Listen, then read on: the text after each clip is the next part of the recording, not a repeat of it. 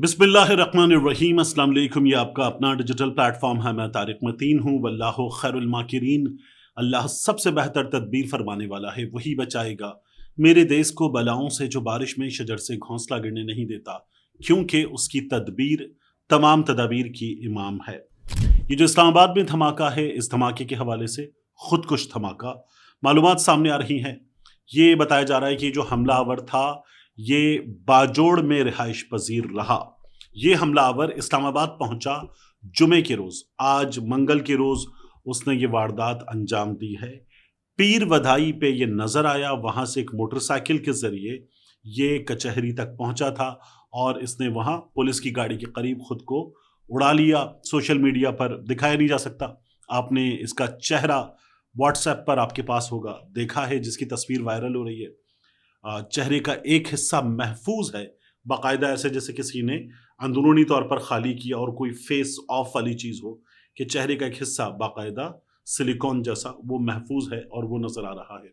उसका सर का हिस्सा, बाल वगैरह सब इंटैक्ट हैं और उसका बाकी का पोर्शन जो है गले का, फेरिंग्स वगैरह, उसमें नजर आ रहा है। बहुत खौफनाक विजुअल्स हैं। जिस तरह से ये धमाका हुआ, शहादतें इसमें 12 हो चुकी हैं और अब जो उसके बाद चीजें आ रही हैं वो सबसे पहले आपके सामने रखनी बहुत इंपॉर्टेंट है। देखिए, हमारे सिक्योरिटी जराए क्या बता रहे हैं, जो दिल्ली में हुआ, जो यहां हुआ, उन दोनों में बड़ी खौफनाक एक जैसी चीजें मौजूद हैं।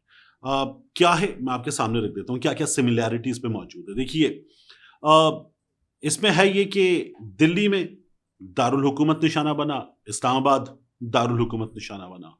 वहां पर भी एक अवामी मकाम पर निशाना बनाया गया, यहां पर भी एक अवामी मकाम पर निशाना बनाया गया। वो भी अहम तरीन इमारत के करीब था, ये भी अहम तरीन इमारत के बिल्कुल करीब था। वहां पर भी कुछ दर्जन प्लस जान से गए लोग, यहां पर भी यही सब कुछ हुआ। और इन दोनों का मकसद, सिक्योरिटी जराए का कहना है कि पाकिस्तान को नुकसान पहुंचाना है। दिल्ली में जो कुछ हुआ उसमें आप कहते हैं कि फरीदाबाद मॉड्यूल है, वो लोग जो इन्वॉल्व हैं उनको ट्रेस कर लिया गया, ट्रैक कर लिया गया, कहां से हैं ये सब कुछ पता चल रहा है। लेकिन उसके बावजूद सोशल मीडिया पर वहां एक पागलपन है और कहा जा रहा है ये पाकिस्तान ने किया है, सिंदूर 2 शुरू कर दो। वहां बहुत बड़ी तादाद में सहाफी हैं, उनके ऑपोजिशन के लोग हैं और वहां कम से कम वो लोग ये अपनी हुकूमत को ही तनकीद का निशाना बनाते हुए कह सकते हैं, उन पे फट पड़े, हमारे यहाँ चल रहे ना, वो फट सकते हैं कि ये क्या कर रहे हो।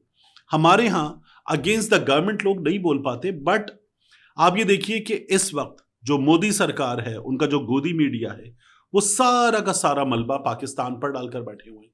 और ये जो है, जो इस्लामाबाद में हुआ, ये पाकिस्तान में करवाया गया दिल्ली के काबुल में मौजूद दोस्तों की मदद से। और ख्वाजा आसिफ साहब जो बात कर रहे हैं, मैं उसकी तरफ बाद में आऊंगा, लेकिन सोशल मीडिया पर कुछ पोस्ट सामने आ रही हैं, उनसे क्या पता चल रहा है। ये आप देख रहे हैं, सिक्योरिटी जराए बताते हैं कि इस्लामाबाद धमाके से पहले की अफगान सोशल मीडिया पोस्ट सामने आ गई हैं। धमाका 12:45 पर हुआ, जबकि अफगानिस्तान के सोशल मीडिया अकाउंट्स पर सुबह सवेरे इसकी बाज़गश्त सुनी गई और 6:45 पर अफगान तालिबान से मुंसलिक सोशल मीडिया अकाउंट्स पर कमिंग सून इस्लामाबाद ऐसे ट्वीट्स देखे गए। इस तरह के धमकी आमेज पैगामात अफगान मिलिट्री परेड के मौके पर भी किए गए, जिसमें लाहौर पर अफगान झंडा लहराने और इस्लामाबाद को जलाने की बातें की गई थी। जरा ये बता रहे हैं कि अफगानी सोशल मीडिया प्लेटफॉर्म पर भी 2 नवंबर को इन धमकी आमेज पैगामात को पोस्ट किया गया था। अफगान तालिबान के एक और अकाउंट खुरासान अल अरबी पर भी इस्लामाबाद धमाके के साथ जारी पैगाम बिस्मिल्लाहिर्रहमानिर्रहीम घिनौने अजाइम की अक्कासी करता है। और इन दोनों का मकसद, दिल्ली धमाका, इस्लामाबाद धमाका, पाकिस्तान पे ब्लेम डालना, पाकिस्तान को नुकसान पहुंचाना, ये नजर आ रहा है। अब इस वक्त इस सूरत हाल के बारे में ख्वाजा आसिफ साहब बात करते हुए कह रहे हैं कि हमारे यहाँ जो 80 की दहाई में इस्लामाइजेशन का बुखार था, वो दीन के लिए नहीं था, जिहाद की बात थी, दीन के लिए नहीं थी, अमेरिका के लिए थी। ख्वाजा आसिफ साहब ये भी कह रहे हैं कि नब्रास्का से हमारा निसाब बन के आया अफगान जिहाद के लिए, ताकि हमारे यहाँ जहन साजी की जा सके। ख्वाजा साहब ये भी कहते हैं कि हमारे यहाँ जो जंग लाई गई है और जो जंग हम पे मुसल्लत की जा रही है, उसको फिर हम सही तौर पर उनको जवाब देंगे और جس کو یہ شوق پورا کرنا ہے کر لے. یہ باتیں خواجہ آصف صاحب کی میں سن رہا تھا. پرابلم یہ ہے کہ یہ جو خواجہ آصف صاحب باتیں کر رہے ہیں نا، یاد رکھیں کہ خواجہ آصف صاحب کے والد ضیاء الحق کی جو شورا تھی اس میں موجود تھے. خواجہ آصف صاحب کے لیڈر میاں نواز شریف ضیاء الحق صاحب کے روحانی فرزند، خواجہ آصف صاحب کی جماعت کے تمام لوگ ان کے ساتھ، اور ضیاء الحق شہید، ضیاء الحق کی پالیسیز، افغان جہاد، اس وقت کی تمام چیزیں ان کی جماعت سینے سے لگا کر رکھتی تھی. اب پالیسی بدلی ہے، اور یہ پالیسی خواجہ صاحب کی جماعت کی بھی پالیسی نہیں تھی. یہ پالیسی ان کی ہے کہ جن کی پالیسی پر خواجہ صاحب آج بھی کھل کر بات نہیں کر رہے. پہلے مشرف کے دنوں میں تقریر کرتے تھے خواجہ صاحب اس بارے میں، لیکن اب کھل کر بات نہیں کر رہے. اور اب خواجہ صاحب جہاں پر ہیں وہاں کھل کر بات کرنا ان کے لیے ممکن بھی نہیں ہے. اس لیے خواجہ صاحب اس انداز میں یہ تمام تر باتیں کر رہے ہیں. بہرحال ہمارے ہاں جب ہم اس قابل ہوں گے کہ ان تمام چیزوں پر کھل کر بات کر سکیں، کھل کر تنقید کر سکیں، تو شاید ہم اصلاح کے لیے آگے زیادہ بہتر انداز میں بڑھ پائیں گے. وگرنہ جو کچھ ہو رہا ہے اس کو ہم سیکیورٹی ذرائع نے کیا بتایا ہے اسی طرح سے آگے بڑھائیں گے. آگے بڑھتے ہوئے میں آپ کے سامنے رکھوں یہ جو کیڈٹ کالج وانا کا معاملہ ہے. یہاں پر جو دہشت گرد ہیں ان کی تعداد بتائی جا رہی ہے 5 سے 6 تھے.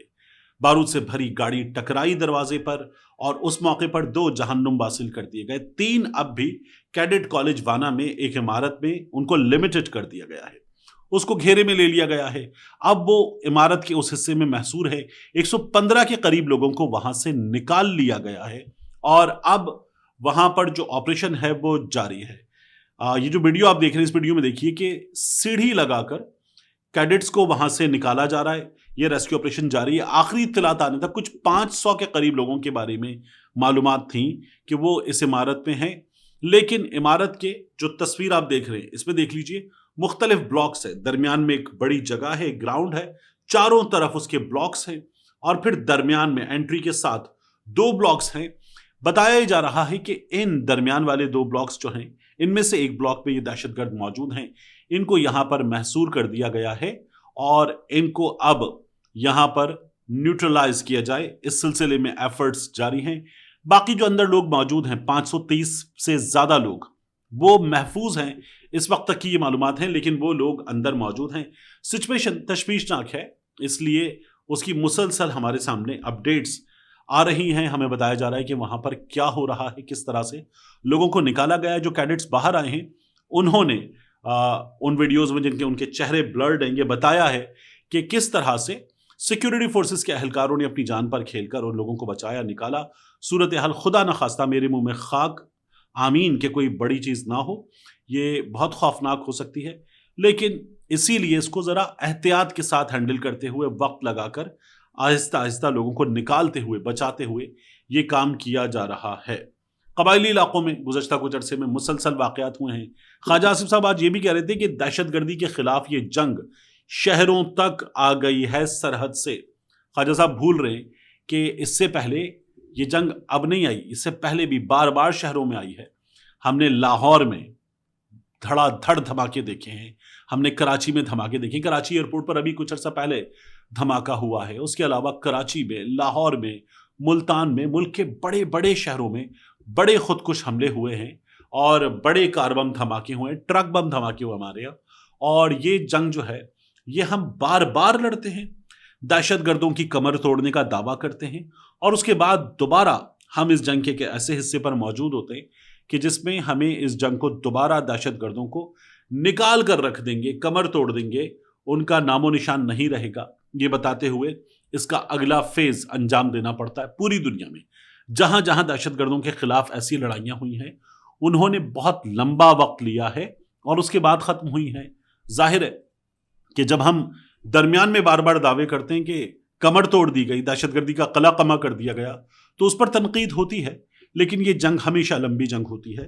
تو یہ لمبی لڑائی اس وقت بھی ہماری جاری ہے، کیونکہ جو دہشت گرد ہیں وہ جس طرح کی آئیڈینٹی میں ہوتے ہیں وہ مشکل ترین کام ہے. وہ بالکل ایک عام پاکستانی کی طرح، میرے آپ کے جیسے کسی بھی عام شہری کی طرح ہوتے ہیں، اور اچانک آ کر کوئی شخص اپنے منصوبے پر سیکیورٹی اہلکاروں کے سامنے معصوم لوگوں کے درمیان اگر عمل درآمد کر دے اور وہاں پر وہ بلاسٹ کر دے تو کیا ہوگا یو نیور نو. تو اس لیے یہ جنگ مشکل ترین جنگ ہوتی ہے.